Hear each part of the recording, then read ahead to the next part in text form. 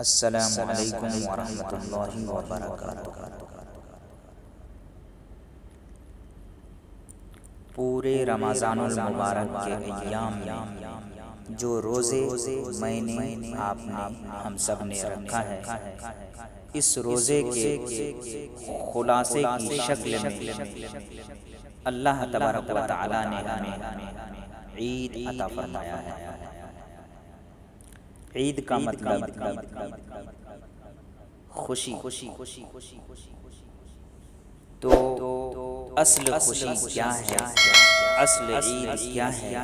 کسی شاعر نے اس کو اپنے شاعرانہ انداز میں اس طرح بیان کیا ہے: لیس العید لمن لبس الجدید انما العید لمن خاف بالوعید۔ عید ان کی نہیں جنہوں نے عمدہ لباس زیب تن کر لیا، بلکہ عید تو ان کی ہے جو اللہ کی وعید اور پکڑ سے ڈر گئے۔ لیس العید لمن تبخر بالعود انما العید لمن تاب ولا یعود۔ عید ان کی نہیں جنہوں نے آج عمدہ خوشبوؤں کا استعمال کیا، بلکہ عید تو ان کی ہے جنہوں نے اپنے گناہوں کی توبہ کی اور پھر اس پر قائم رہے۔ لیس العید لمن نصب القدور انما العید لمن سعد بالمقدور۔ عید ان کی نہیں جنہوں نے عمدہ کھانوں کی ڈشیں پکائیں، بلکہ عید تو ان کی ہے جنہوں نے حتی الامکان حتی الوسع سعادت حاصل کی اور نیک بننے کی کوشش کی۔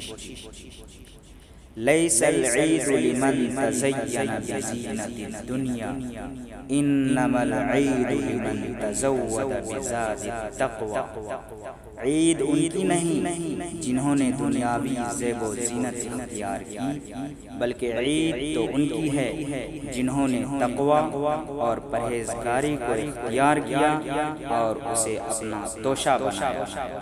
لیس العید لمن رکب المطایا انما العید لمن ترک الخطایا۔ عید ان کی نہیں جنہوں نے عمدہ سواریوں اور گاڑیوں پر سواری کی، بلکہ عید تو ان کی ہے جنہوں نے گناہوں کو چھوڑ دیا۔